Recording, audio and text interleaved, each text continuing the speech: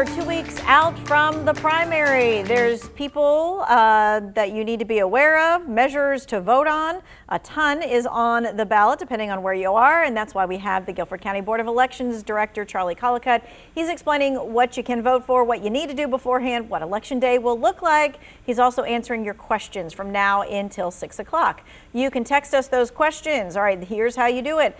The text number is 336-379-5775, and you get your questions answered in real time, but the questions are actually anonymous, so feel free to ask your question. All right, Charlie, we've got all kinds of dates swirling around in our head. Can you kind of just go, like, I think a lot of people don't know that they're probably going to be going to the polls for several months out of this year, not just the regular 2 months. So let's talk about that. Yeah, there's a lot this year, and finally we're here. So we're currently doing early voting that ends on May 14th at 3 o'clock, and then the election, the primary, is going to be right there on May 17th. You can also request an absentee ballot until May 10th. I want to make sure I get that in too. But then it's over. But then it begins right again with our Greensboro council and mayor races on July 26th. Also, we have a runoff on that day of some of these partisan contests. And then again, we'll feel like we're over, and then we're going to be right back on November 8th doing it all again for the big countywide general.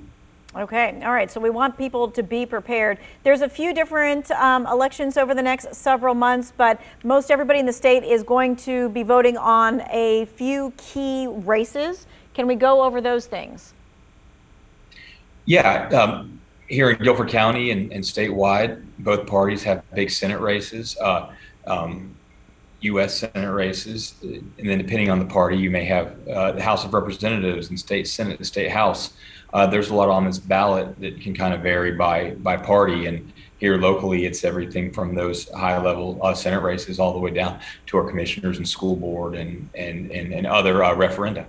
Mm-hmm. All right. So if folks want to get a sample ballot, where should they go? Is it one of those things where you just use the voter search on the Board of Elections for the state? Exactly. That voter search, whether it's on the State Board of Elections website, our website, we've got it divided up a couple places as the voter search or the sample ballot lookup. It's a great place. It's a great tool for you to find all the information about where you vote and when you vote. But then, yeah, it has that sample ballot on there that is specifically your sample ballot based on where you live, and it's a great resource. All right, because different lines were drawn and things of that nature, so it may look a little different for you than what you saw before. Now, primaries work different in every state, and so in North Carolina, we have the kind of primary where you either vote for Republican or you vote for Democrat. Right. So, primaries are based on the parties and also how many people have filed for different offices within that party. So here in North Carolina, if you are a Republican, you have to vote in the Republican primary to whittle that down, and Democrats can only vote in that Democratic primary to whittle that down to the general. Unaffiliateds, though, they've got an option. They can pick one or the other, not a combination of both. They can certainly vote just the nonpartisan slate, right? But which will be city council and bonds, but they can pick one or the other. Okay, but they also have that option of just doing the unaffiliated ballot as well. Okay, gotcha. That's right. All right, so we already are getting a few questions, and the person says, can I register day of? And that kind of comes in two parts. You can register day of for early voting, correct? Right. There is no, on May 17th, on Election Day, Tuesday, there is no registration. That is already set, and you're too late at that point. However, at any of the early voting locations going through Saturday the 14th at 3 p.m., you can do a same-day registration.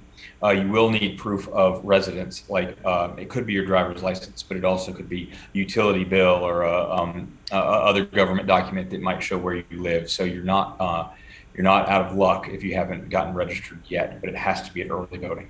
Okay, so again, early voting, that's the only time when you can register and vote on the same day. Once Election Day happens, too late. Now, when it comes to voting on Election Day, on that May 17th, this is a question we get often. What do we need to bring to make sure that we can vote? Really nothing. If you're a registered voter, you just show up and you're going to ask to say your name and where you live, and that's all we need. And this gets into the questions of photo ID, and which is not a required thing right now in North Carolina, or the little voter card that we give you. That's not required. That's just for your use for the other things that are on that card, like your polling place and districts. But just be prepared to say your name and where you live. Okay. And so for folks that are thinking to themselves, hey, I've got a kid who's turning 18 this year, but they're not 18 yet, do they have to wait till November to vote? No, they don't. And they still needed to have been registered by our deadline or do a same-day registration. But that being said, if you are 17, but you will be 18 by November 8th, you can participate in a primary.